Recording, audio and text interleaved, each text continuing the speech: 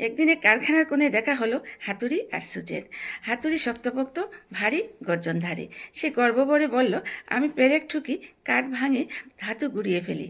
আমার মতো শক্তিশালী আর কেউ আছে নাকি?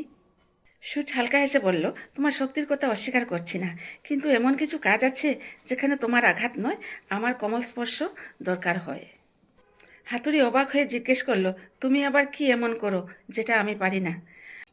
সূচ তখন নিয়ে গেল তাকে এক দর্জির দোকানে। সেখানে এক দর্জি সূচ ও সুতার সাহায্যে কাপড়ের ছেঁড়া জায়গা সুন্দরভাবে জোড়া লাগাচ্ছেন। একটুও কষ্ট বা ক্ষতি হচ্ছে না, বরং কাপড় নতুনের মতো দেখাচ্ছে।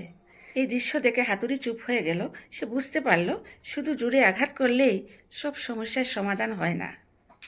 অনেক সময় ধৈর্য, সূক্ষ্মতা আর যত্ন বেশি দরকার হয়। তখন সূচ বলল, দেখো বন্ধু, আমরা কেউ কারো চেয়ে বড় নই। তুমি কাঠে পেরেক টুকে ঘর তৈরি করো, আর আমি জামা জুড়ে মানুষের পড়ার উপযোগী করি। আমরা আলাদা আলাদা কাজে দক্ষ, তাই উভয়েরই গুরুত্ব আছে। গল্পের শিক্ষা, সবাইকে সম্মান করা উচিত, কারণ সবারই নিজস্ব মূল্য আছে।